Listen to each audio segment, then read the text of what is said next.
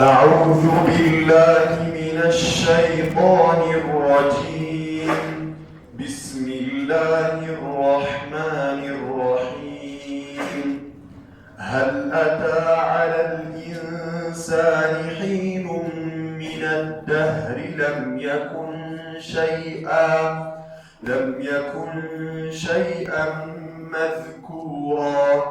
إنا خلقنا الإنسان من نطفة أمشاج نبتليه فجعلناه سميعا بصيرا.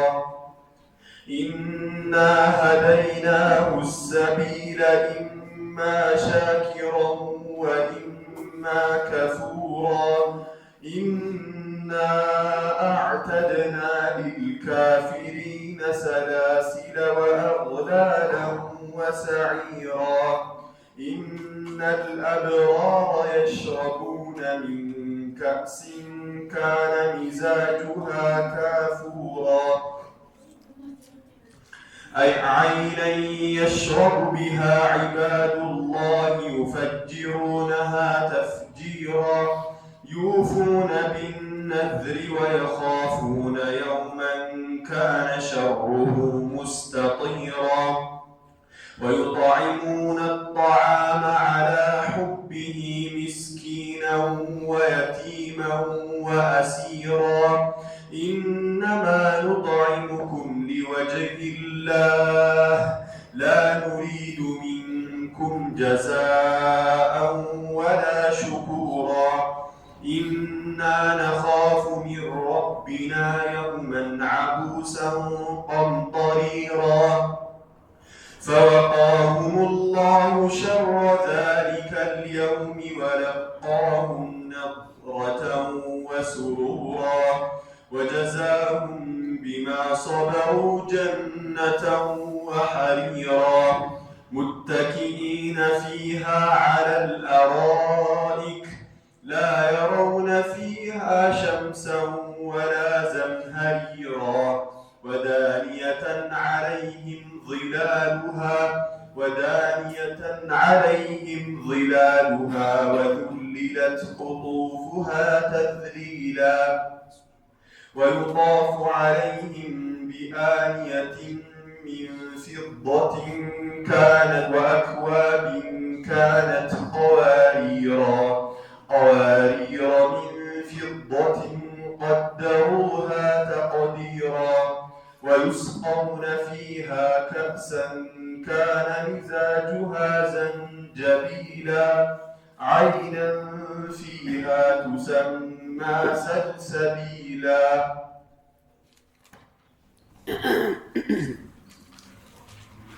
أعوذ بالله السميع العليم من الشيطان الرجيم من همزه ونفخه ونفثه.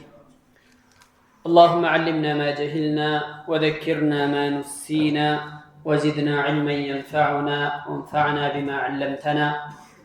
اللهم اغفر لنا ولوالدينا ولمشائخنا ولجميع المسلمين والمسلمات. اللهم اجعل القرآن العظيم ربيع قلوبنا ونور صدورنا وجلاء أحزاننا وذهاب همومنا وغمومنا برحمتك يا أرحم الراحمين. سورة الإنسان ዛሬ በአላህ ፈቃድ የምንጀምረው የሱረቱል ኢንሳን ማብራሪያ ይሆናል ማለት ነው። ሱረቱል ኢንሳን 76ኛይቱ ምዕራፍ ናት። በቁርአን ምዕራፎች ቅደም ተከተልና አደራደር መሰረት 76ኛ ምዕራፍ ናት። እንደዚሁ ደግሞ በአወራረድ 30ኛ ወይም 31ኛ ምዕራፍ ስትሆን የወረደችው ከሱረቱል ቂያማ በፊትና ከሱረቱር ረህማን በኋላ ነው የወረደችው። አንቀጾቿ 31 አንቀጾች ናቸው በኢትፋቅ በሁሉም የአንቀጽ ቆጣሪዎች ዑለማዎች ስምምነት መሰረት ማለት ነው። እንግዲህ የቁርአን ምዕራፎችን አንቀጾች የተለያዩ አካባቢ ላይ ያሉ ዑለማዎች ቆጠራ ያካሂዳሉ።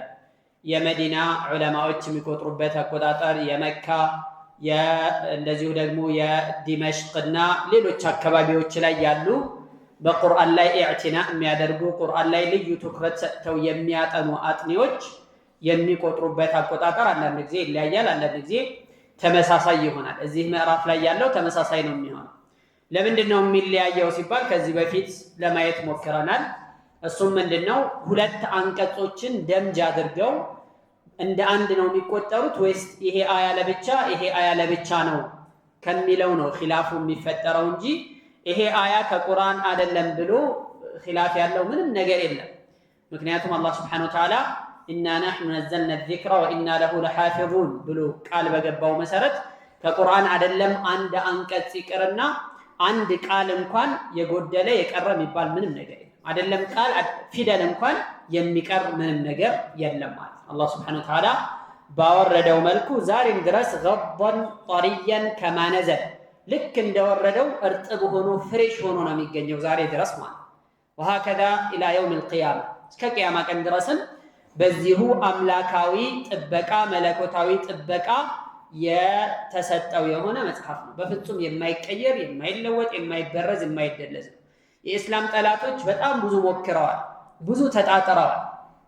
ይህንን የቁርአን ወይ መልእክቱን ለማዛባት ወይ የሆነ ነገር ለመጨመር አልያ የሆነ ነገር ለመቀነስ ሞክረው ነበር፣ ግን ፈጽሞ አልተሳካላቸውም፣ አይችሉምም ጭምር ማለት ሐታ ዛሬ ምድር ላይ ያለውን ቁርአን በጠቅላላ ሰብስበው እናጥፋ ብለው ቢነሱ እንኳን ቁርአን የታተመውን ቁርአን እናውድም ወይም ከምድረ ገጽ እናጠፋለን ቢሉ እንኳን በሚሊዮን የሚቆጠሩ ሰዎች ልቦና ውስጥ محفوظ في صدور العلماء يعني ተጠብቆ በዛ ውስጥ ተይዞ የሚገኝ ነገር ባንዴ ያጠፉት እንኳን በነጋታው የሚመለስ ነገር ነው። ይሄ من توفيق الله عز وجل الله سبحانه وتعالى توفيق ነው።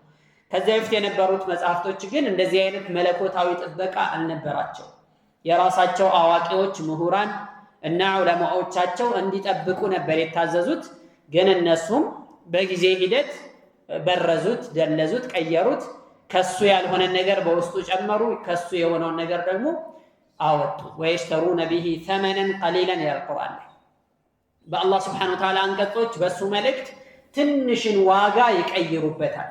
የሆነ ትንሽ ነገር ጥቅም ካገኙ ለመቀየር ህጉን ለመሻር ለመደለዝ ለመሰረዝ ወደ ኋላ አይሉም ማለት ነው።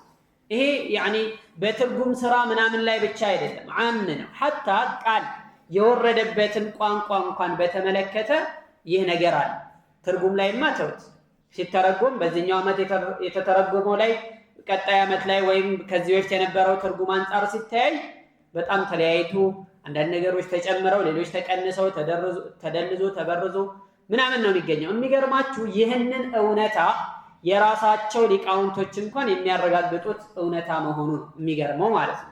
ይሄ ይዘቱን ትክክለኛ ይዘቱን የጠበቀ አይደለም፣ መጀመሪያ ከነበረው ማንነቱና መጀመሪያ ከነበረው ይዘት ተለውጧል፣ ተቀይሯል ብለው ራሳቸው የሚያምኑት ራሳቸው ያኒ ከነሱ ከፍተኛ ምሁራን የሚባሉ ደረጃ በግልጽ በሚዲያ ደረጃ የሚናገሩት የሆነ እውነታ ነው። ቁርአን ላይ ግን አንዲት ቃል አንዲት ፊደል የተጨመረም የተቀነሰም የተለወጠ ምንም ነገር የለም፣ አላህ Subhanahu Wa Ta'ala ስለሚጠብቀው ማለት ነው።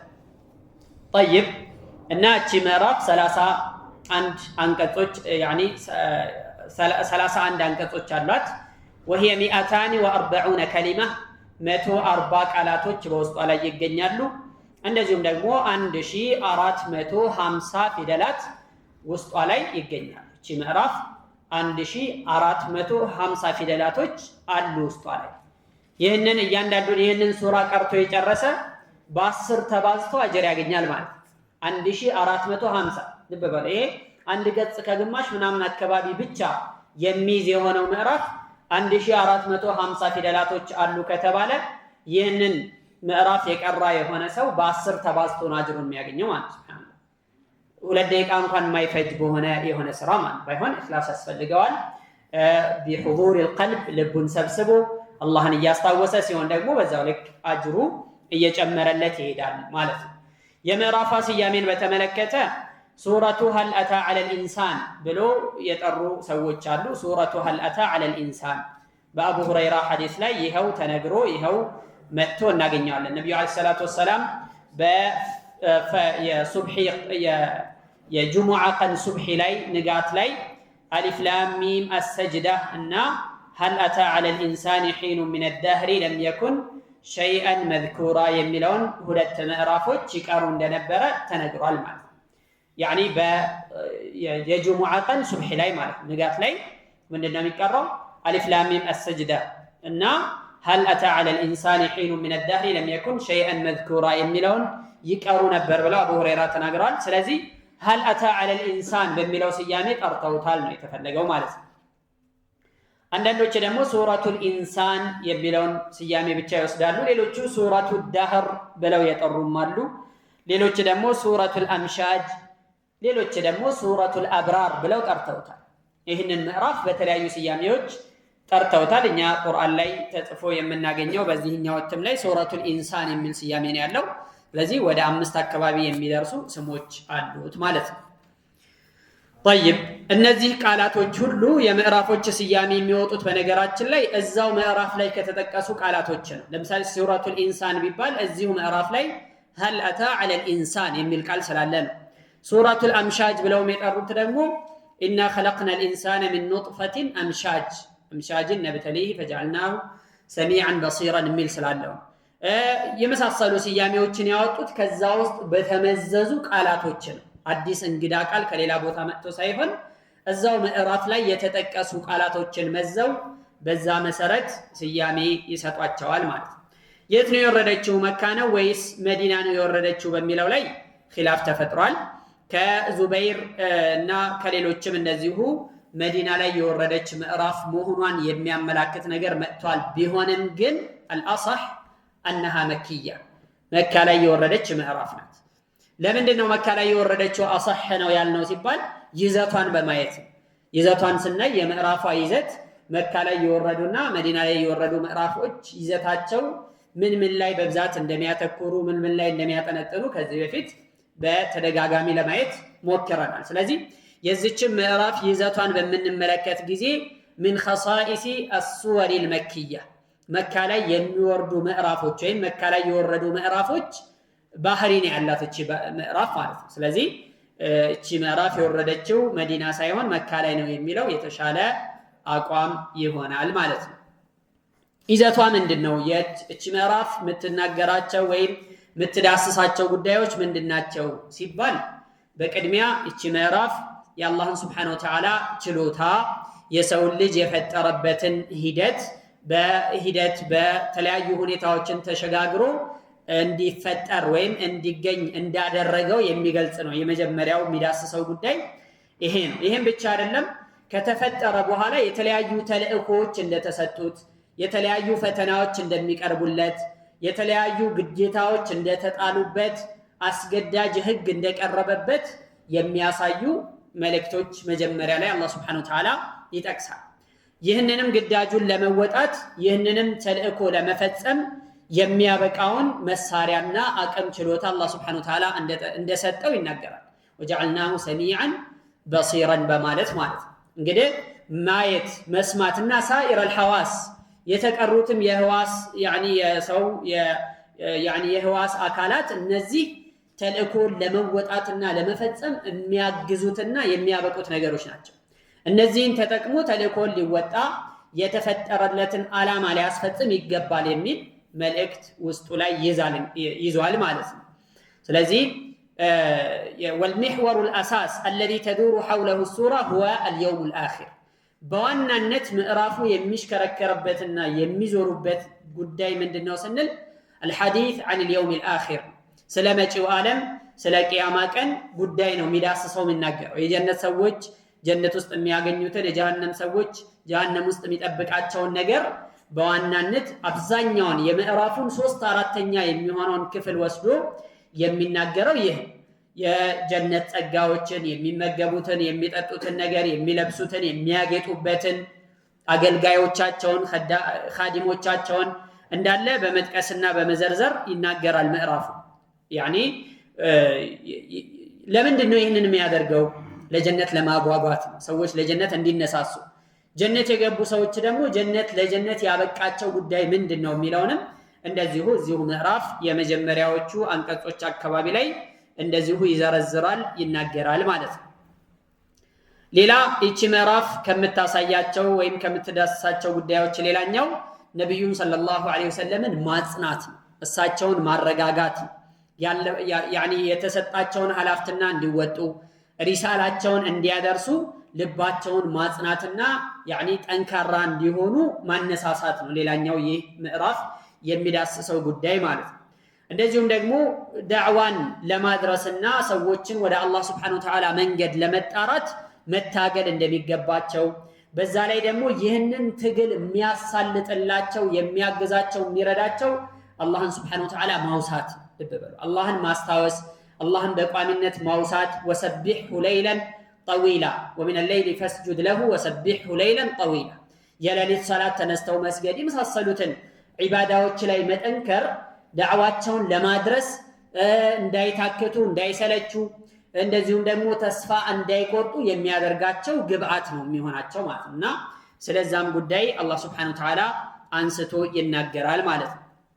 አቡ ዘር አልጊፋሪ ባወሩት ሐዲስ ላይ የአላህ መልእክተኛ ይችን ምዕራፍ አነበቡ። ሱረት هل أتى على الإنسان አነበቡ حتى ختمها እስከሚጨርሱት ድረስ ቀሩና ثم قال እንዲህ አሉ إني أرى ما لا ترون እናንተ የማታዩትን ነገር እኔ አያለሁኝ وأسمع ما لا تسمعون እናንተ ማትሰሙትን ነገር እኔ ሰማለሁ አሉ የአላህ መልእክተኛ። أطت السماء ሰማይ ያኒ ተንሳጠጠች። መንሳጠጥ ማለት ሲጥ የሚል ድምጽ አሰማች ማለት የሆነ ነገር የሆነ ዕቃ ላይ ሲጫንበት መኪናም ሊሆን ይችላል ሌላም ነገር ማለት ነው ከአቅሙ በላይ ሲሸከም የሚያሰማው ድምጽ አለ። የዛ አይነት ድምጽ አሰማች። وحق لها أن تئطى ይህንን ድምጽ ልታሰማም ይገባታል እውነቷን ነው አለ። ምክንያቱም ما فيها موضع 4 أصابع ሰማይ ውስጥ 4 ጣቶችን ማሳረፊያ ቦታ እንኳን የለም። إلا وملك واضع جبهته ساجدا لله عند ملك ግንባሩን ለአላህ Subhanahu Wa Ta'ala ደፍቶ ሱጁድ ያደረገበት ቢሆን እንጂ ሌላው መላእክት እንደዚሁ መላእክቶች በዒባዳ ቦታውን በሙሉ የዘጉት ቢሆን እንጂ 4 ጣቶችን ማስቀመጫ እንኳን የሚበቃ ቦታ የለም። ይህን አክል ሸክም ተሸክማለች ማለት ነው። والله لو تعلمون ما اعلم በአላህ ይሁንብኝ እኔ የማውቀውን ነገር እናንተ ብታውቁ ኖሮ لضحكتم قليلا ጥቂት ብቻ ተስቁና ولبكيتم كثيرا ብዙ ታለቅሱ ነበር። ሳቃችሁ አንሶ ለቅሷችሁ ይበዛ ነበር። وما تلذذتم بالنساء على الفرش ከሚስቶቻችሁም ጋር ያኒ ፍራሽ ላይ ሆናችሁ ባልተደሰታችሁ ነበር እኔ ማቀው ኑሮ ብታውቁ ነው። ولا خرجتم الى الصعودات ወደ ሜዳዎችም ወደ ጎዳናዎችም በወጣችሁ ነበር።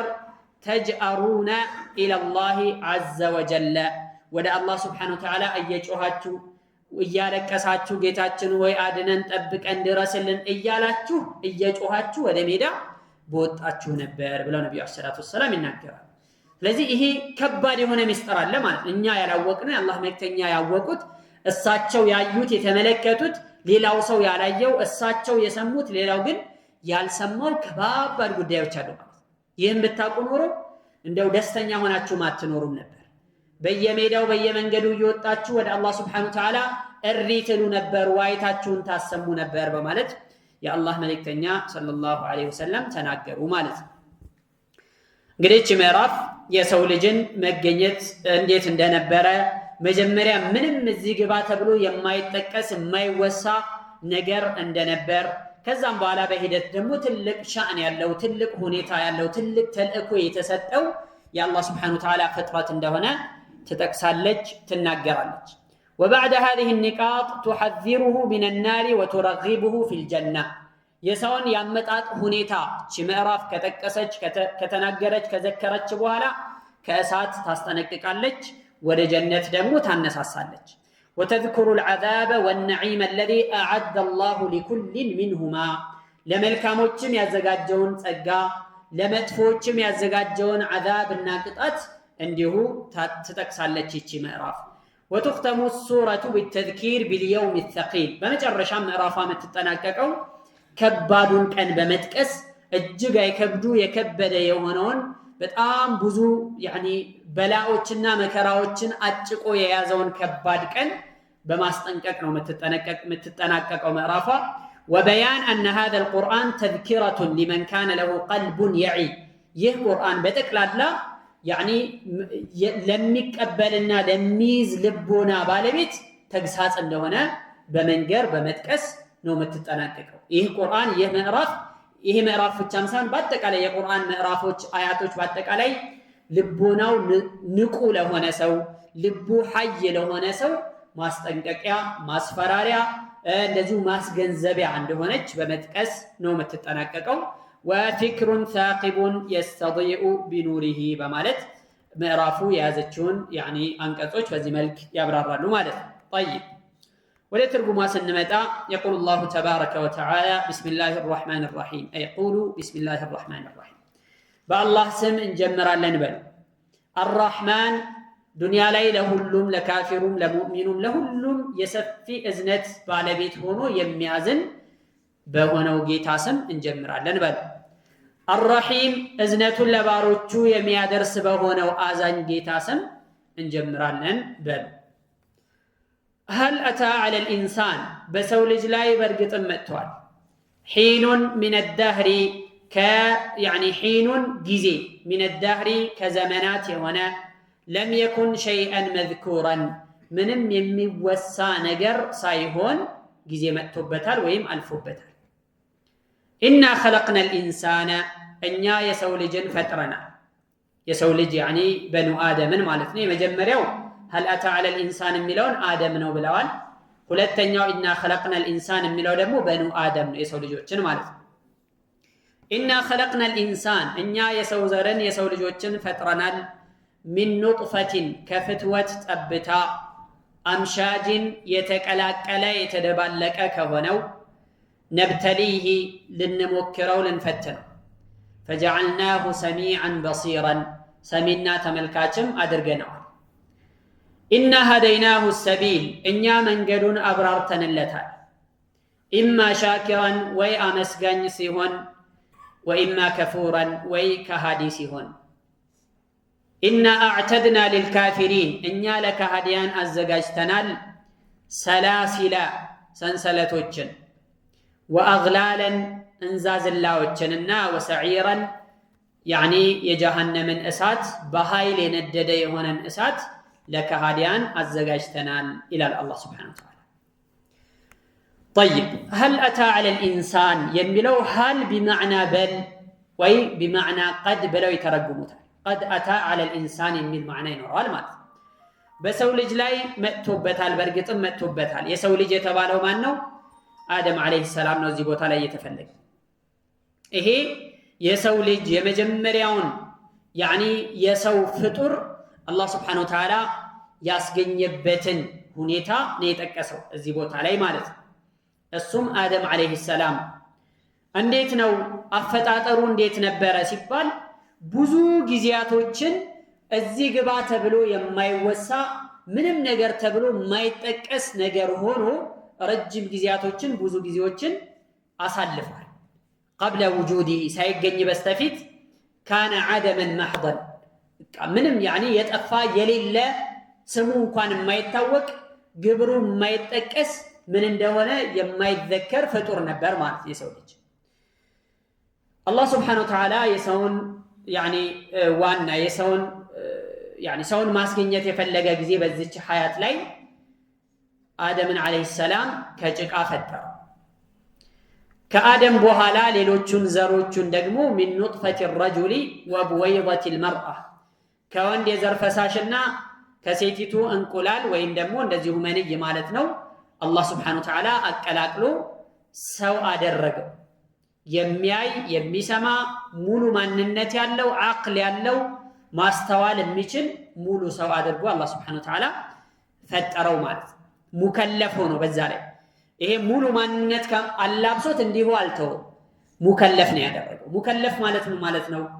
ያኒ የተለያዩ ድንጋጌዎች የሚመለከቱት ይህንን ስራ ያንን እንዳትሰራ ተብሎ የሚታዘዝና የሚከለከል የተሟላ ፍጡር አድርጎ አላህ Subhanahu Wa Ta'ala አስገኘው ማለት ነው። ታዲያ ላይ إنا خلقنا هل أتى على الإنسان حين من الدهر ከዘመናት ብዙ ጊዜ ያለፈበት የሄደበት ሲሆን ፈጥረናል ብሎ ሲል ምን ያክል ጊዜ ነው የቆየው? በምንስ ሁኔታ ነው የቆየው የሚለውን ዑለማዎች ሙፈሲሮች እዚህ ቦታ ላይ ይናገራሉ ማለት ነው። እንዴት ነበረ መጀመሪያ አፈጣጠሩ? ነብዩ አለይሂ ሰላቱ ወሰላም በሰሒህ ባለ ሐዲስ አነስ ኢብኑ ማሊክ ባወሩት ምን አሉ? ለማ ሰወረ አላሁ አደመ ፊል ጀና አላህ ሱብሓነሁ ወተዓላ አደምን በጀነት ውስጥ ቅርጽ በሰጠው ጊዜ ተረከሁ ማሻ አላሁ አን የትሩከህ አላህ እስከፈለገው ጊዜ ድረስ ፈጥሮ ነፍስ ሳይዘራበት እንዲሁ ተወው። ፈጀዐለ ኢብሊሱ ዩጢፉ ቢሂ ኢብሊስ ይሄን ያኒ ተፈጥሮ ወይም ቅርጽ ተሰጥቶት መሬት ላይ ያኒ ተጋድሞ ጀነት ውስጥ ተጋድሞ ያየውን ፍጥረት ይዞረው ይሽከረከረው ነበር። ወየንظሩ ኢለይሂ ያስተውለዋል፣ ይመለከተዋል፣ ምን አይነት ፍጡር ነው እያለ ማለት ነው። ፈለማ ረአሁ አጅወፍ ሆድ ያለው ወይም ውስጡ ክፍት መሆኑን ሲያውቅ ውስጡ ክፍት እንደሆነ ሲረዳ ጊዜ ዓረፈ አነሁ ኹሊቀ ኸልቀን ላ የተማለክ ራሱን መቆጣጠር የማይችል ፍጥረት እንደሆነ ተገነዘበ። ሆድ ካለው እንግዲህ ይታለላል ማለት ነው። ሆድ ካለው ያንን መሙላት ያስፈልገዋል፣ ባዶ መሆን የለበትም። ስለዚህ እንደዛ ከሆነ ደግሞ እኔ ከዚህ የተሻልኩኝ ፍጡር ነኝ የምሆነው ብሎ እዛው በተጋደመበት አደም ገና ሩህ ሳይዘራበት ይፎክር ነበር። ምን ይላል? ለኢን ሱልጥቱ ዐለይከ ለኡህሊከነከ እኔ በአንተ ላይ የበላይ ሆኜ ከተሾምኩብህ አጠፋሃለሁ ይላል። ገና ያኒ ሩህ የሌለውን ጭቃ እያናገረ ማለት ነው። ወለኢን ሱልጥተ ዐለየ ለአዕሲየነክ እኔ ላይ ደግሞ ኃላፊ የበላይ ከተደረክ ደግሞ የኔ አለቃ ከተደረክ አንተን በፍጹም አልሰማህም አልታዘዝህም ይላል ነበር። ሐሰድ ምቀኝነት ማለት ነው። እና በዚህ አይነት መልኩ አላህ Subhanahu Wa Ta'ala ፈጥሮት ለረጅም ጊዜ አደምን አለይሂ ሰላም አቆይቶት ነበር። ዑለማዎች ምን ይላሉ? አደም አለይሂ ሰላም 40 ዓመት ነው በዚህ አይነት መልኩ ተፈጥሮ ሩህ ሳይዘራበት የቆየው። ለ40 ዓመታት ያክል ቆይተዋል ይላል። ይሄን ከኢብኑ አባስም ከሌሎችም እንደዚሁ ተዘግቧል። ሌሎች ደግሞ አደም አለይሂ ሰላም ظل 40 سنة طينا ለ40 ዓመት ጭቃ ሆኖ ቆየ። و40 سنة حمأ مسنونا ለሌላ 40 ዓመት ደግሞ ያኒ መስኑን የተቀየረ የሚሸት ጭቃ ሆኖ ቆየ ለሌላ 40 ዓመት። و40 سنة صلصالا كالفخار ለሌላ 40 ዓመት ደግሞ የሚጨለጨል ሸክላ ሆኖ ቆየ። ደርቆ እንደዚህ ሲነኩት ድምጽ የሚያወጣ የሚጨለጨል የሆነ ሸክላ ሆኖ 40 ዓመት ቆየ። ثم خلقه الله بعد 120 سنة ከዚያም ከዚህ ከ120 ዓመት በኋላ አላህ Subhanahu Wa Ta'ala ሩህ ዘራበት የሚልም ሌላ እንደዚሁ አስተያየትና አባባል ተነግሯል ማለት ነው። ስለዚህ هل أتى على الإنسان حين من الدهر لم يكن شيئا مذكورا የሚለው በዚህ ሁኔታ ላይ ሳለ ስሙ ማይታወቅ ምን አይነት ፍጡር እንደሆነ ማይታወቅ መጨረሻው ምን እንደሆነ ማይታወቅ መዝኩር ያኒ ማይወሳ ማይጠቀስ አይነት ፍጡር ሆኖ ጊዜ ረጅም ጊዜ አልፎበታል በማለት አላህ Subhanahu Wa Ta'ala የሚናገረው ይህንን ነው ማለት። ليس له ذكر بين الخلق በጊዜው በነበሩት ፍጥረታት መካከል ምንም አይነት ዚክር ምንም አይነት ያኒ ትውስታ የሌለው ማይጠቀስ የሆነ ማለት። فلا يعرف له وجود እንደሚፈጠር አይታወቅ። ولا يدرى ما اسمه قبل أن ينفخ فيه الروح ስሙ ማን ይሁን አይታወቅም ሩህ ሳይዘራበት በስተፊት ማለት ነው። አላህ ብቻ ነበር ይህንን የሚያውቀው። لم يكن شيئا مذكورا ማለት عند الخليقة ፍጥረታት ዘንድ ምንም እንደሆነ አይታወቅም ነበር ማለት ነው እንጂ አላህ Subhanahu Wa Ta'ala ደግሞ ያውቀው እንደነበረ ተጠቅሷል ማለት። ከዑመር ኢብኑ አልኸጣብ ከአብዱላህ ኢብኑ መስዑድ ከሌሎችም እንደተዘገበው لم يكن شيئا مذكورا የሚለው ዑመር ኢብኑ አልኸጣብ አንድ ሰው ቁርአን ሲቀራ ሰማለ هل أتى على الإنسان ይህችን አያ ሲቀራ ሰማና فقال ليتها تمت እንደው በዛው ቢጠናቀቅ እንዴት መልካም ነበር ብሎ ተመኘ ዑመር። لم يكن شيئا مذكورا ማለት እንደው ባልተፈጠርን ብሎ እንደመመኘት ማለት ነው። ለምን ወደፊት የሚጠብቀው ከባድ ነገር አለ። ወደፊት የሚጠብቀው አስፈሪ የሆነ መጨረሻው የማይታወቅ የሆነ ከባድ አደጋ ስላለ እንደው በዚሁ በቀጠለ ኖሮ ብሎ ያወራ ነበር ወይ ይናገር ነበር። وهذا من الإشفاق على النفس من المعاصي ራሱ ላይ ከመስጋቱና ከመፍራቱ የተነሳ እንደው ምን ይበቃኝ ይሆን አላህን ያመጽኩት የወነጀልኩት የሰራሁት ስራ ምን ሊበቃኝ ይሆን ብሎ ከመጨነቁ የተነሳ ነው من الورع والتقوى አላህን ከመፍራት የተነሳ የተነገረ ንግግር ነው ማለት ነው طيب ሌሎች ደግሞ እዚህ ቦታ ላይ አደም አለይሂ ሰላም የተፈለገው ብለው አስተያየት እንደሰጡት ሁሉ ሌሎች ደግሞ ሌላ አስተያየት ሰጥተዋል እዚህ ቦታ የተፈለገው هل اتى على الانسان حين من الدهر لم يكن شيئا مذكورا ማለት ኢንሳን ማለት አደም ሳይሆን ሌላ የአደም ዘር ማለት ነው የአደም ዘር ከመፈጠሩ በፊት ሰው ሆኖ በዚህ አይነት መልኩ ዱንያ ላይ ከመገኘቱ በፊት لم يكن شيئا مذكورا ምንም የሚጠቀስ የሚወሳ የሚነገርለት ነገር አልነበረም ለምን መጀመሪያ يعني ደካማ መንይ ውሃ ነበር ከዛ በኋላ ወደ ደምነት ተቀየረ ከዛ በኋላ ወደ ቁራጭ ስጋነት ተቀየረ ከዛ እንደዚህ ያለ ነው በሂደት ሰው ሆኖ የመጣ በዛ ሂደት ላይ ያለ እዚህ ግባ የማይባል ነበር يعني መንዩም ቢሆን ደሙም ቢሆን የቁራጭ ስጋም ቢሆን ዛሬ ላይ ለደረሰው ማንነቱ ይደርሳል ተብሎ የማይታሰብ እዚህ ግባ ተብሎ ምንም አይነት የማይታወስ ፍጡር ነበር ለምሳሌ ዛሬ ላይ ዱንያ ላይ እኛ ሁላችንም ቢያንስ ከመቶ ዓመት በፊት ምንም አንታወቅም ነበር ምንም አይነት ዚክር ምንም አይነት ሰው አያውቀንም ነበር አንታወቅም ነበር ጭራሽ ማለት طيب ቢያንስ ከ200 ዓመት በፊት ደግሞ እዚህ ምድር ላይ ያለው በጠቅላላ አልነበር አይታወስም ነበር እንደዚህ ስሙም እንኳን የሚጠቀስ አልነበረም ማለት ለም يكن شيئا مذكورا የሚለው ይህንን ነው በማለት ይናገራል ይህ የተፈለገው ለምንድን አላህ Subhanahu Wa Ta'ala የሰውን ስር መሰረት መነሻ መጥቀስ የፈለገው ቀጥሎ ያለው ነገር መንደርደሪያ ቀጥሎ የሚመጣው ምንድነው ስለ ተክሊፍ ይመጣል ስለ يعني ስለ ሰው በዚህ ምድር ላይ የተሰጠው ተልእኮ ምንድነው እዚህ ዱንያ ላይ የተሰጠውን ተልእኮ ሲያጠናቅቅ የሚጠብቀው ምንድነው የሚለውን ነገር ስለሚናገር የዛ መንደርደሪያ ነው ኒዕማውን ጸጋውን አላህ Subhanahu Wa Ta'ala እየተናገረ ነው ማለት ነው ስለዚህ በዚህ አያ ላይ ሁለት አይነት አስተያየቶች ሊኖሩ ይችላል هل اتى على الانسان حين من الدهر لم يكن شيئا مذكورا የሚለው መጀመሪያ አደም አለይሂ ሰላም ሩህ ሳይዘራበት በስተፊት የማይጠቀስ የማይወሳ يعني ምንም አይነት ስም የሌለው ነገር ነበር ከዛ አላህ Subhanahu Wa Ta'ala ሩህ ዘርቶበት ወደ ህይወት አመጣው ከዛ እንዲታወቅ ሆነ ማለት ነው ወይም ሁለተኛው አስተያየት ደግሞ መላው የሰው ዘር ወይም የአደም ልጆች በአጠቃላይ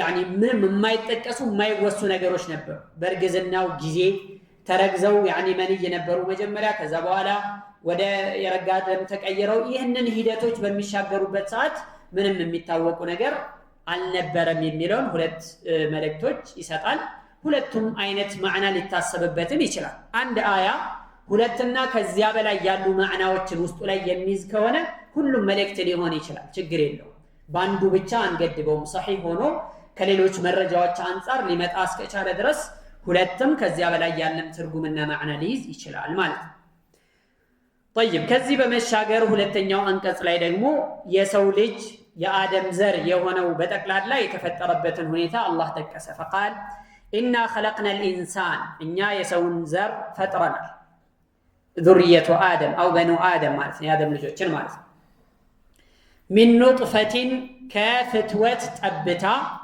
ከመንይ ጠብታ ከሆነች ፈሳሽ ነው የፈጠረው ኑጥፋ ማለት እንጥፍጣፊ የሆነ ጠብ ምትል ትንሽዬ ነገር ማለት ከዛ የተፈጠረው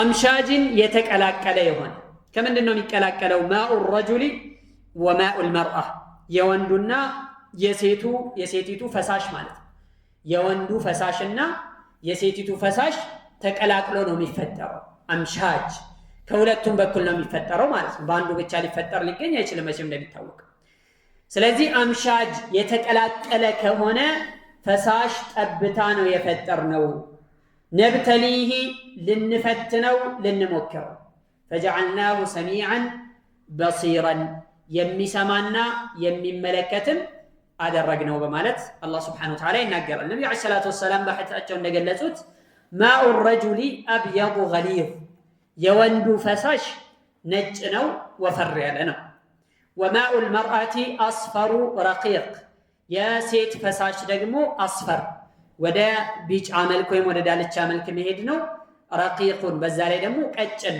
عند وندو فساش وفرا ما يدن تدافع أيهما على الآخر عندو كليلاو يبزاسي هون يا وندو كسيتيتو فساش ميبلتك هنا يعني خرج المولود شبيها به يميولدهم لج السن مسلو يوطا بملكو ليوان يچلال حتى بጾታ እንኳን ሳይቀር በዛ አይነት መልኩ ሊመጣ ይችላል የሴቲቱ ከወንዱ የበለጠ ከሆነ ደግሞ እሷን መስሎ ይወጣል ተብሎ በሐዲስ ላይ ተነግሯል ይህም ብቻ አይደለም وما كان من عصب وعظم فمن نطفة الرجل ይሄ በጣም የሚገርም ነገር ነው ከዚህ ህፃን ልጅ ላይ ወይም ከዚህ ጽንስ ላይ የሚኖረው ጅማት እንደዚሁም ደግሞ ህዋሶችና አጥንቱ የሚወሰደው فمن نطفة الرجل ከወንዱ ፈሳሽ የሚወሰድ ይሆናል وما كان من لحم ودم وشعر ደሙ ስጋው ጸጉሩ እንኳን ሳይቀር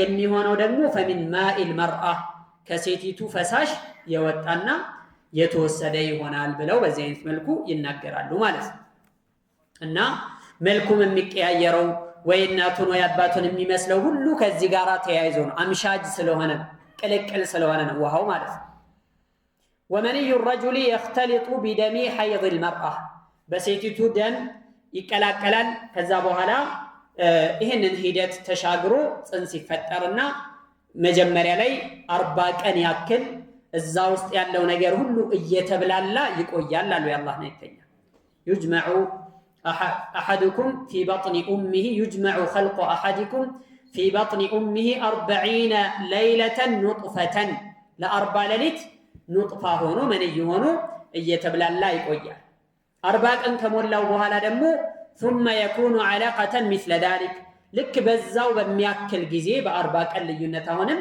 ወደ ረጋ ደምነት ይቀየራል አሁንም ይሄኛው የረጋ ደም እንደዚሁ እየተብላላ ሂደቱን እየቀየረ ደግሞ ወደ ቁራጭ ስጋነት ይቀየራል ማለት ነው በ120 ቀን በ4 ወር ውስጥ መላእክት ይመጣና እሱ ላይ ነፍስ እንዲዘራበት ይሆናል ثم ينفخ فيه الروح روح ይዘራበታል ማለት ነው ከዛ በኋላ መላእክት አራት ነገሮችን እንዲጽፍ ይታዘዛል ተብሎ ያው በሐዲስ ላይ እንደተነገረው ነው ይሄን ሐዲስ ከዚህ በፊትም ለማየት ሞክረናል ማለት ነው طيب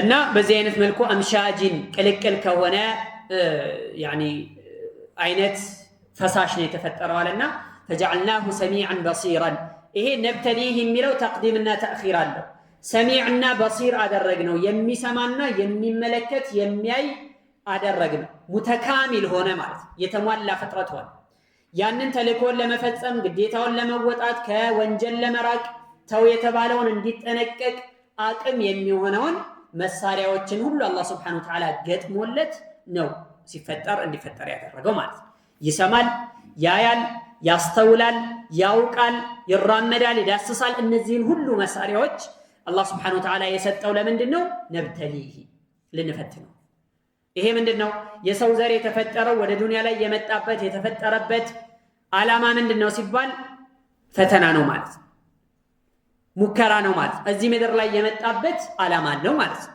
አላህ Subhanahu Wa Ta'ala ይህን ነገር አድርግ እነዚህ ነገሮች ደግሞ እንዳታደርግ ብሎ አላህ Subhanahu Wa Ta'ala ነገረ እና ይህንን ነገር ይህንን ኢብቲላ ይህንን ሙከራና ፈተና ከተሻገረና ካለፈ በትክክል ከፈጸመ አላህ Subhanahu Wa Ta'ala ያዘዘውን ከተወጣ ሽልማት አለ በተቃራኒው ከሆነ ደግሞ ቅጣት ይጠብቀዋል ማለት ወሰምዑ ወልበሰሩ هما انفع حواس للانسان መመልከቻ አይንና ማዳመጫ ጆሮ ለሰው ልጅ እጅግ በጣም ጠቃሚ የሆነ አካል ማለት ይሄ ለምን ዕውቀቶችን ሁሉ የሚያገኝበት መሳሪያ በዚህ አይነት መልኩ ስለሆነ وعن طريقهما يكون العلم والفهم والتمييز ማወቅ መገንዘብ መረዳት መለየት የሚባሉ ነገሮች በእይታና በመስማት የሚመጡ ናቸው والنظر في أدلة وحدانية الله تعالى يا الله بتشنيا أملاكنت يمياسايو أسرجوچن ሁሉ ለመገምገም ለመረዳት ለማወቅ እነዚህ ሁለት አካላቶች እጅግ በጣም ወሳኝ ናቸው የማይተካ ሚናም ይጫወታሉ። ታዲያ እነዚህም ብቻ አይደለም አላህ ሱብሓነሁ ወተዓላ የሰጠው የሚናገርበትን አንደበት ሰጥቶታል። እንደዚሁም ደግሞ ከዚህም ባሻገር ሌሎች እውቀትን የሚሰበስብበት በርካታ መንገዶች አላህ ሱብሓነሁ ወተዓላ ሰጥቶታል። ዓለመ ልኢንሳነ ማ ለም ያዕለም የሰው ልጅ የማያውቀውን ነገር ያሳወቀ የሆነ በማለት አላህ ሱብሓነሁ ወተዓላ ይናገራል። ማንበብ መጻፍ ከመስማትና ከማየት ባሻገር ያለ ደግሞ ሌላ ትልቅ ኒዕማ ነው። ዛሬ ላይ ስንመጣ ደግሞ ብዙ ነገሮች ይመጣሉ። ከዚህ አሁን ካለንበት ሐዳራና ስልጣኔ ጋር ተያይዞ ደግሞ የአላህ ኒዕማ በዛው መጠን እየጨመረ እየሰፋ እየበዛ ነው የሄደው። በዛው ልክ ደግሞ ተጠያቂነቱም ይጨምራል። ለምሳሌ ሰው ከአሁን ካለንበት ጊዜያቶች በፊት እውቀት ለማግኘት ሸሪዓን ለመማር ስለ አላህ ለማወቅ ብዙ መልፋትና መድከም ነበረበት። ዛሬ ላይ ግን ያ ሁሉ ድካም ሳይኖር በቀላሉ ማግኘት ማወቅ ይችላል። በተለያዩ አጋጣሚዎች በተለያዩ ሁኔታዎች ኪሱ ላይ በያዘው ስልክ ሁሉንም ነገር ማወቅ ስለ ሸሪዓ ሁሉንም ነገር መረዳት ይችላል። እንደ ምሳሌ ነው ማለት ነው። ስለዚህ ይህንን ነገር አላህ ሲያገራለት ይህንን ነገር ሲሰጠው ተጠያቂነቱም አብሮ እንደዛው በዛው ልክ እየሰፋ ነው የሚሄደው ማለት ነው። ለምን አላወቅክም ሲባል የሚሰጠው መልስ አይኖርም። እንዳታውቅ ምንድነው ከማወቅ ምን ከለከለህ ቢባል ሰው ሳላገኝ ቀርቼ ነው አይሰራም ማለት ነው። ስለዚህ አላህ Subhanahu Wa Ta'ala የሰጠውን ኒዕማ አላህ Subhanahu Wa Ta'ala ያገራለትን ነገር የሱን ዲን ለማወቅ ለመረዳት መልካም ነገር ለመስራት ሊጠቀምበት ግድ ይለዋል ማለት ነው። አጋጣሚዎችን ሁሉ ቤት ውስጥ ብትሉ ስራ ቦታ ላይ የትም ቦታ ላይ ብንሆን አላህ Subhanahu Wa Ta'ala የሰጠንን ኒዕማ ያገራልንን ነገር ተጠቅመን ኸይር ነገሮችን ለመስራት ስለ ዲን ለማወቅ ስለ አላህ Subhanahu Wa Ta'ala ለመረዳት መጠቀም ግዴታ። ተጠያቂነቱ በዛው መጠን ነው የሚሰፋውና የሚበዛው ማለት ይሄ በደንብ ሊታሰብ የሚገባ ነው። ወጀዐልናሁ ሰሚዐን በሲራን በሚለው ሁለት ስሜት ህዋሳትን በመጥቀስ ብቻ አላህ Subhanahu Wa Ta'ala ሁሉም ኒዕማዎችና ጸጋዎች ዘርዝሯል ማለት ነው፣ ተናግሯል፣ ጠቅሷል ማለት ነው። ስለዚህ ይህንን በደንብ መረዳትና ማወቅ ያስፈልጋል። ነብተሊሂ ልንሞክረው ልንፈትነው። ነብዩ አለይሂ ሰላቱ ወሰላም በሐዲሳቸው እንደተናገሩት ኢነ ዱንያ ሁልወቱን ኸዲራ ወኢነ አላህ ሙስተኽሊፉኩም ፊሃ ፈየንዙሩ ከይፈ ተዕመሉን። ዱንያ ማለት ሁልወቱን ጣፋጭ ናት፣ ኸዲረቱን ለምለም ናት። ጣፋጭ ናት ቢቀምሷት ምትጣፍጥ ናት፣ ቢያዩዋት ምትማርክ ምታስደስት ምታማልል ናት ዱንያ። ወኢነ አላህ ሙስተኽሊፉኩም ፊሃ አላህ ደግሞ እናንተን ዱንያ ላይ ምትክ አድርጎ ተክቷችኋል። ፈየንዙሩ ከይፈ ተዕመሉን እንዴት እንደምትሰሩ ሊያያችሁ ሊፈትናችሁ፣ እንዴት ነው የሚያደርጉት የሚለው ሊሞክራችሁ። ስለዚህ ፈተቁ ዱንያ ወተቁ ኒሳ ፈኢነ አወለ ፊትነቲ በኒ እስራኤል ካነት ፊ ኒሳ። ሴቶችን ተጠንቀቁ፣ ዱንያን ተጠንቀቁ። በተቃራኒ ጾታ የሚመጣን ፈተና ተጠንቀቁ። ይሄ ለወንድ ብቻ አይደለም ለሴትም ጭምር። ዱንያንም እንደዚሁ እንዳታታልላችሁ ተጠንቀቁ። ፈኢነ አወለ ፊትነቲ በኒ እስራኤል ካነት ፊ ኒሳ በማለት ነብዩ አለይሂ ሰላቱ ወሰላም ተናግረዋል። ስለዚህ የሰው ልጅ ዱንያ ላይ የመጣው ለፈተና ሊፈተን ነው ሊሞከር ነው። ፈሐሲብቱም አነማ ኸለቅናኩም ዐበተን ወአነኩም ኢለይና ላ ቱርጀዑን ፈተዓላ አላሁል መሊኩል ሐቅ። ታስባላችሁ እንዴ አነማ ኸለቅናኩም ዐበተን እናንተን ያስገኘናችሁ የፈጠርናችሁ ዐበተን እንዲሁ ያለቁም ነገር ለጫወታ የፈጠርናችሁ ይመስላችኋል? ወአነኩም ኢለይና ላ ቱርጀዑን እናንተም ወደኛ ማትመለሱ ይመስላችኋል? ፈተዓላ አላሁል መሊኩል ሐቅ እውነተኛ ንጉስ የሆነው አላህ Subhanahu Wa Ta'ala የላቀ ከፍ ያለ እንደዚህ የሰውን ዘር ምድር ላይ አፍስሶት በትኖት ሲያበቃ እንዲሁ ሳይታዘዝ ሳይከለከል ዐበተን እንዲሁ ተፈጥሮ በችለተኝነት ሊተው ያስባል እንዴ ሰው? በፍጹም የተፈጠረለት ዓላማ አለ፣ ምክንያት አለ። ያንን ነገር ነው ሊያስፈጽም ያንን ነገር ሊተገብር የተፈጠረለትን ዓላማ ሊኖርለት ይገባል የሚል መልእክት ነው ያለው ማለት ነው። ከዛም አላህ Subhanahu Wa Ta'ala ጠቀሰ። ቅድም እንደተባባልነው መጀመሪያ የነበረው መንደርደሪያ የሰው ልጅ እንዴት እንደተፈጠረ እንዴት እንደተገኘ አስሉም ፈርዑም የመጀመሪያው የሰው ዘር መነሻ የነበረው አደም እንዴት እንደተፈጠረ ከዛ በኋላ ደግሞ የሱ ዘር የሆኑት የሰው ልጆች በጠቅላላ እንዴት እንደተገኙ የጠቀሰበት ነገር መንደርደሪያ ነው። ቀጥሎ ያለው ነገር ነው በዋናነትና በመጀመሪያነት ሊጠቀስ የተፈለገው ኢና ሀደይናሁ ሰቢል እኛ መንገድን መርተነዋል። የሰው ልጅን ከተፈጠረ በኋላ መንገዱን አሳይተነዋል። አሰቢል መንገዱን ወደ ጀነት የሚያደርሰውን ትክክለኛውን መንገድ ሊሄድበት ሊጓዝበት የሚገባውን መንገድ መርተነዋል። መምራት ማለት ምን ማለት ነው? ማሳየት ማለት ነው። መግለጽ ማለት ነው። ማብራራት ማለት ነው። በያን የተፈለገው እዚች ጋር አላህ ስብሓነሁ ወተዓላ ምን ይላል? ፈአማ ሰሙድ ፈሀደይናሁም ፈስተሐቡ ልዓማ ዐለ ልሁዳ ሰሙዶችን አሳየናቸው፣ ነገርናቸው። የሰሙድ ህዝቦች ማለት ነው። ይሄ እንደዚህ ነው ያ እንደዚያ ነው የሚለው ነገር ሁሉ ተብራራላቸው። ከዚያስ ፈስተሐቡ ልዓማ ዐለ ልሁዳ ቀጥተኛውን መንገድ ከመከተል ይልቅ መታወርን መረጧል። አላህ ሱብሓነሁ ወተዓላ መንገድ መሳቱንና መተውን መረጡ በማለት አላህ ሱብሓነሁ ወተዓላ ይጠቅሳል። ስለዚህ ኢና ሀደይናሁ ሰቢለ ማለት እኛ የሰውን ልጅ መንገዱን አብራርተንለታል። ከዛስ ኢማ ሻኪረን ወይ አመስጋኝ ሲሆን ወኢማ ከፉረን ወይ ከሃዲ ሲሆን መንገዱ ከተብራራለት በኋላ ይመርጣል ማለት ነው። አላህ ሱብሓነሁ ወተዓላ መንገድን ያብራራው የገለጸው ወዐለላሂ ቀስዱ ሰቢል እንደሚለው ማለት ነው። ፈሀደይናሁ ነጅደይን ብሎ እንደገለጸው ለሰው ልጆች መንገድ አብራርቶ ገልጾላቸዋል። ይሄ የእሱ ኃላፊነት እንደሆነም ተናግሯል። ወዐለላሂ ቀስዱ ሰቢል እና ይህንን መንገድ ከተብራራለት በኋላ መልእክተኞች መጥተው አስተማሪዎች መጥተው የአላህን መንገድ ካብራሩለትና ከገለጹለት በኋላ መንገድ የመምረጥ መብት አለው ማለት ነው። ኢማ ሻኪራ ወኢማ ከፉራ ወይ አላህን አመስጋኝ ሆኖ መልካም ነገሮችን ይሰራል። አላህን በማመስገን አላህን በብቸኝነት ያመልካል። የተፈጠረለትን ነገር ይኖርለታል። ወኢማ ከፉራን ወይ አላህ የሰጠውን ጸጋ የዋለለትን ውለታ ሁሉ ከሃዲ ይሆናል በማለት አላህ ሱብሓነሁ ወተዓላ በዚህ አይነት መልኩ ሁለቱን የሰው ባህሪያት ጠቀሰ ተናገረ ማለት ነው። طيب እና እቺ አያ ትልቅ ማዕናን በውስጧ ትይዛለች። ሁሉም ሰው የተፈጠረለት ዓላማ እንዳለ አላህ ሱብሓነሁ ወተዓላ ሊፈትነው እንደፈጠረው እንዳስገኘው ዱንያ ላይ የመጣበት ቆይታው ሂደቱ ጊዜው በጠቅላላ በፈተና የታጀበና በፈተና የታጠረ እንደሆነ የምትገልጽ አያ ናት። ከዛ በኋላ ኢና ሀደይናሁ ሰቢለ ኢማ ሻኪረን ወኢማ ከፉራ የሚለው አንቀጽ ደግሞ ምን ያሳየናል? ምን ያመላክተናል ስንል አላህ ሱብሓነሁ ወተዓላ የሰው ልጅን ከፈጠረው በኋላ አብራርቶለታል፣ ገልጾለታል። የሚፈልገውና የማይፈልገውን ነገር በጠቅላላ በያን ተደርጎለታል፣ ተብራርቶለታል ማለት ነው። ከተብራራለት በኋላ ምርጫ አለ። የሰው ልጅ ነፃ ምርጫ አለ።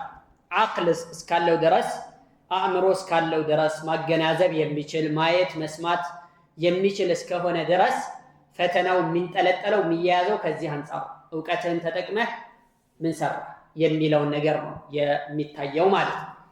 ይሄ እንደ ምሳሌ ቢጠቀስ ሁለት ሰዎች አሉ። የሆነ ሰው ይመጣና ይሄ በዚህ በኩል ከሄዳችሁ ጥሩ አይነት መንገድ ነው፣ በዚህ በኩል ያለው በደስታ የተሞላ ምንም አይነት እንቅፋት የማያጋጥማችሁ መልካም መንገድ ነው ብሎ ያመላክታቸዋል። አንድ መንገድ። ሁለተኛው መንገድ ደግሞ ይሄ መጥፎ መንገድ ነው፣ ጠሪቀል ሀላክ ነው፣ ውስጡ ላይ ብዙ መጥፎ ነገሮች ሊያጋጥማችሁ ይችላል፣ በዚህ መሄድ የለባችሁም፣ በዚህ መሄድ አለባችሁ ብሎ መራቸው። እነዚህ ሰዎች ምን አማራጭ አላቸው? ነፃ ምርጫ አላቸው። እንግዲህ ማስተያየት፣ ማገናዘብ፣ መምረጥ የነሱ ድርሻ። ይሄኛው ይሻለኛል ያለው በዚህኛው ይሄዳል፣ ያኛው ይሻለኛል ያለ ደግሞ በዛኛው ይሄዳል። ይሄ ነፃ ምርጫ እንዳለው ማሳያ ነው፣ ምሳሌም ማመላከቻም ነገር ነው ማለት ነው። ሰው ለሰራው ስራ ላጠፋው ጥፋት የራሱን ተግባራት ከአላህ ውሳኔ ጋር ማያያዝ የለበትም። ልብ በሉ። ይሄን አላህ ሱብሓነሁ ወተዓላ እሱ እንዲሰራ ይህን መልካም ነገሮችን እንዲሰራ አዞታል። ያለበት ምንድነው? ይህንን እሺ ብሎ መተግበርና መስራት መታዘዝ ብቻ ነው ያለበት። ከዛ በኋላ ያዘዘውን ነገር አልታዘዝም ብሎ አይ አላህ አላለልኝም፣ አላህ አልሻልኝም፣ አላህ አልፈለገልኝም ቢል ከተጠያቂነት አያድን ወይም ከተጠያቂነት አይድንም ይህ ሰው ማለት ነው። ሙሽሪኮች ምን ይላሉ? ጣዖት የሚያመልኩት ለው ሻአ አላሁ ማ አሽረክና አላህ ቢፈልግ እኮ አናሻርክም ነበር። ልብ በሉ። ይህንን ያሉት እነማን ናቸው? ጣዖት ሲያመልኩ የነበሩት እነ ላት እነ ዑዛን ሲያመልኩ ሲገዙ የነበሩት ጣዖት አምላካውያን ምንድን ነው ያሉት? ለው ሻአ አላሁ ማ አሽረክና አላህ ቢሻ ኖሮ አላህ ቢፈልግ ኖሮ ባላሻረክን አሉ። ሰላት ስገድ ሲባል አይ አላህ ቢልልኝ እኮ ሰግድ ነበር። ያ አኺ አታውቅም እኮ አላህ ምን እንደወሰነልህ አታውቅም። አላህ ምንድን ነው ያዘዘህ? ስገድ ብሎ ነው ያዘዘህ። ስለዚህ ያንተ ሚና ምንድን ነው? ያንተ ድርሻ እሺ ብሎ መስገድ ያለው አማራጭ ይህ ነው ማለት ነው። ከዛ በተረፈ ስገድ እየተባለ ያኒ ወገቤን አንዴ ጭንቅላቴን አመመኝ ልብሴን አላጠብኩም እያለ ምክንያት የሚደረድር ከሆነ ተጠያቂነቱ በሱ ላይ ነው የሚሆነው ማለት ነው። አላህ Subhanahu Wa Ta'ala የፈለገው ነገር ምን ይሁን፣ መልካም ነገር ይፈልግለት አይፈልግለት፣ ሰላት እንዲሰግድ ይወስንለት አይወስንለት፣ ምንም የሚያውቀው ነገር የለም። ልብ በሉ። የሚታወቀው መቼ ነው? ሳይሰራው ሲቀር አላህ Subhanahu Wa Ta'ala ለሰው ያልፈለገለት ነበር ማለት ነው የሚለው እናውቃለን። ከዛ በፊት ግን መረጃ ሊያደርግ አይችልም። አሁን ሰላት ዒሻ ስገድ ሲባል አይ አላህ አላለልኝም ይላል። በምን አወቅ አላህ እንዳላለልህ? አላህ እኮ ስገድ ብሎ ነው ያዘዘ። ስለዚህ መስገድ ነው ያለህ አማራጭ። የሚቀጣውን በዚህ መልክ ካልሰገደ ይቀጣል፣ ከሰገደ ይመነዳል። አላህ Subhanahu Wa Ta'ala በተናገረው መሰረት ማለት ነው። እና ለው አራደ አላሁ ሊየል ሂዳየተ ለሃዳኒ አላህ እኔ መመራት ቢፈልግልኝ እኮ ይመራኝ ነበር። አላህ ጥሩ ሰው እንደሆን ቢፈልግልኝ ኖሮ ጥሩ ሰው ያደርገኝ ነበር የሚለው ይሄ ጉንጭ አልፋ ክርክር ነው። ውሃ የማያነሳ የሆነ ሙግት ነው የሚሆነው ማለት ነው። ስለዚህ ማንም ሰው ቢሆን ተብራርቶለታል፣ እንዲያይ ተደርጓል፣ ተነግሯል። በዛ ላይ ደግሞ አላህ Subhanahu Wa Ta'ala እንዲሰራ የሚያበቃውን ቁድራ ችሎታ ሰጥቶታል። ፍላጎትም ነፃ ፍላጎት ሰጥቶታል። ሁርያ ነፃ ፍላጎት ሰጥቶታል። ይህንን ነፃ ፍላጎቱን ተጠቅሞ የሆነ የሚገፋው ነገር እኮ የለም።